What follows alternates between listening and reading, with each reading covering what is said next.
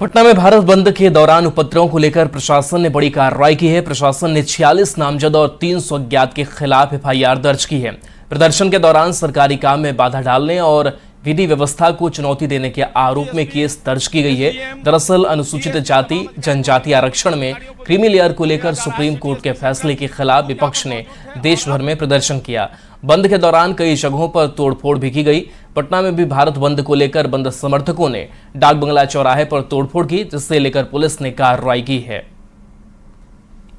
अफरा तफरी का माहौल डाक बंगला चौराहे पर और प्रदर्शनकारियों ने तो देखिए ये तस्वीर सामने आई थी जब सड़कों पर तनाव बना रहा, विधि व्यवस्था को चुनौती देने का आरोप लगा।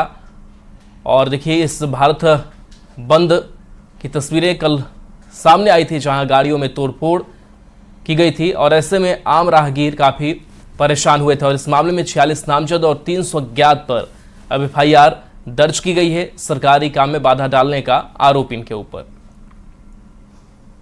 भारत बंद के दौरान सबसे ज्यादा बिहार में सिपाही भर्ती के परीक्षार्थियों को दिक्कत हुई है। बंद की वजह से सिपाही भर्ती परीक्षा के अभ्यर्थियों को परीक्षा केंद्रों में पहुंचने में काफी दिक्कतों का सामना करना पड़ा।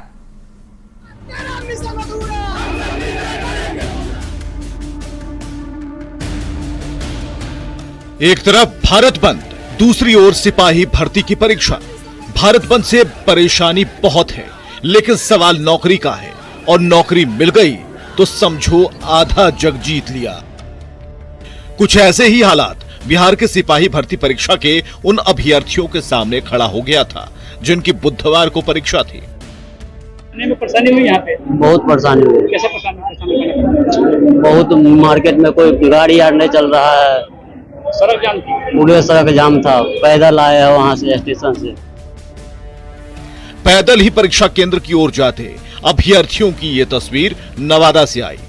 भारत बंद की वजह से गाड़ियों का आना जाना ठप था, लिहाजा इन्हें पैदल ही अपने परीक्षा केंद्र की तरफ जाना पड़ा। बहुत ज्यादा यहाँ लखीसराय से पटना जाना पड़ा, फिर पटना से राजगीर आना पड़ा, फिर राजगीर से फिर बस पकड़ना पड़ा और रास्ते में ये सब हो रहा था। ये हालात सिर्फ नवादा के नहीं हैं। जहां जहां सिपाही भर्ती की परीक्षा हुई वहां वहां परीक्षा देने वालों को ऐसी ही परेशानियों का सामना करना पड़ा। नवादा में परीक्षा देने आई रानी एक तरह से खुशनसीब रही जो परेशानी के बावजूद समय पर अपने परीक्षा केंद्र पहुंच गई। लेकिन पटना के बिहटा से परीक्षा देने के लिए दरभंगा आए ऋचा लाख कोशिशों के बावजूद समय पर परीक्षा केंद्र नहीं पहुंच पाई।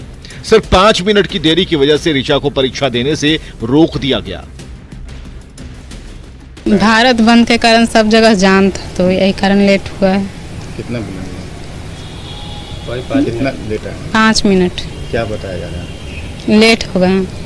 अब क्या बताया जा रहा है? बोल रहे हैं कि लेट है तो एंट्री नहीं होगा।